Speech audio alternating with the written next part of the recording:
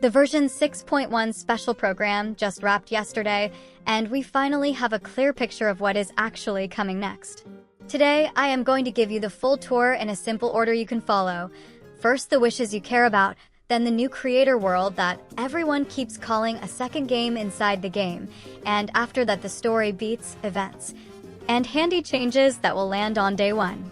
Let us start with banners, because that is what most of you asked me about. Phase 1 brings the debut of Nefer, a 5-star Dendro Catalyst who fights around Lunar Bloom, paired with a rerun of Furina. That first half also features a new 5-star Catalyst for Nefer on the weapon side and a set of Nodcry-themed 4-star options, including the refined version of the Mu Weaver piece you could earn in version 6.0. Phase 2 follows with Arlecchino and Zhongli, so everything just as expected earlier. On the 4-star side, leaks from Hamdi GCAT point to Lanyan, Yunjin, and Rosaria showing up across the version. They were not revealed in the stream, so treat this as provisional. If you want the should you pull talk, I already posted that breakdown, and it is waiting for you after this one. Now the big experiment, Miliastra Wonderland. The special program finally showed the mode in motion, and it is larger than a mini-event. Think of it as a creative world that lives next to Teyvat. You enter it from the menu, and the moment you arrive you wake 2 avatars called mannequins. You can swap between a male and a female form and customize them in detail. Hair, face, accessories, full outfits, the whole thing. The twist is that your mannequin looks also show up when you take them out into Teyvat for photos or for light exploration moments, so the fashion you build here does not live in a silo. You can even use your mannequin in combat. They will have the same stats and gameplay as your traveler. There are several ways to collect outfits.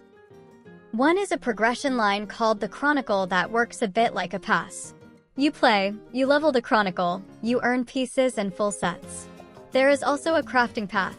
You gather a special material that acts like fabric, you learn patterns called catalogs, and you stitch together looks you actually want to wear. Limited themes rotate with each version on an event ode banner that features a headline set and a few elite sets tied to that season. The first theme will be Halloween.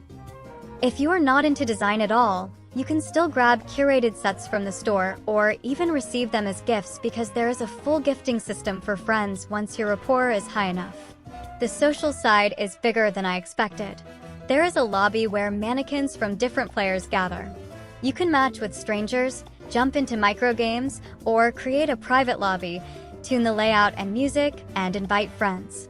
The variety shown during the stream went wide: short party modes, light player versus player, obstacle runs, time trials, and small co-op challenges. None of that would matter without creation tools, and that is where the Miliastra sandbox comes in. It is a visual editor that lets you paint terrain, place objects, connect logic, and even assign borrowed skills to make your own stage ideas work. You do not need to code. You can even start from templates if you want.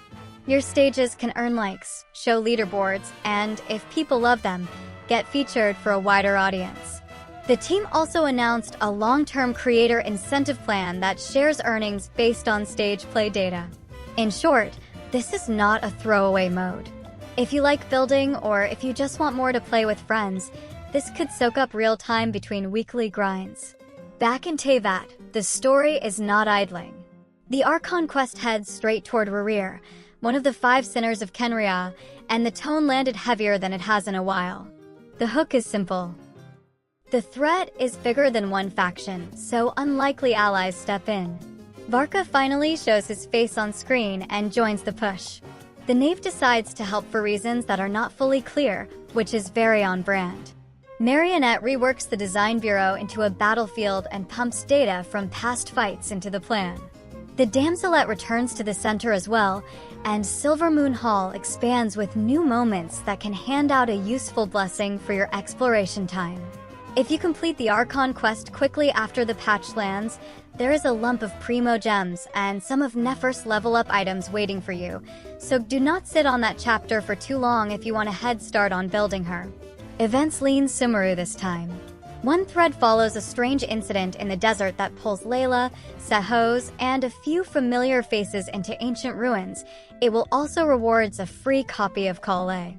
Another has the academia turning survival training into a hands-on program where you use small scouting devices modeled after Quillian Onbar and Baron Bunny to collect coins across tricky paths. Madame Feruzan returns with a set of cute mechanism puzzles where you guide a little construct to the goal by applying the right elements.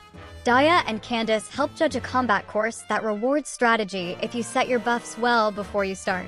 There is a lighter dance event where you can jump into co-op and try to keep a groove going through fever windows, and a run with Saurians that plays like an obstacle partner course, which should scratch that Natlon side itch if you miss your dinosaur buddies. Quality of life notes are short but helpful.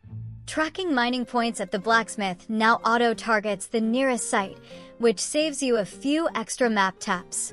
The Curatorium of Secrets puts up a message board with commissions and rumors you can check between adventures. The Silvermoon Hall chain returns with more requests from the Damselette. Now a few practical notes before we move to the wrap-up. The special program always drops 3 codes worth 100 Primo Gems each. I always post the redemption codes on my channel the moment they go live.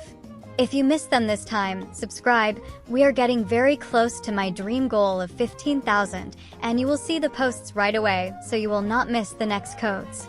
A few words on Miliastra Wonderland again, because I know many of you are worried it will pull focus away from the core game.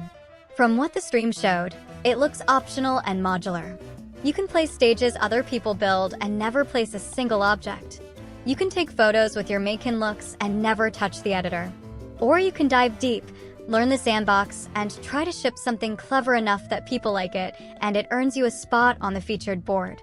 By the looks of it, you won't even miss Primo Gems by not playing it.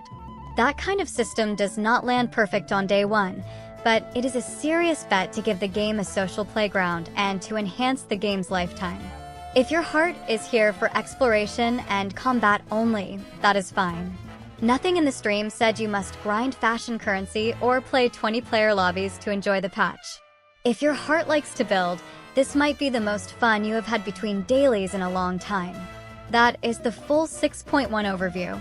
Banner's first half Nefer with Furina, second half Arlecchino with Zhongli, weapon highlights in both halves, a creator world that could steal the show for people who love to build or play together.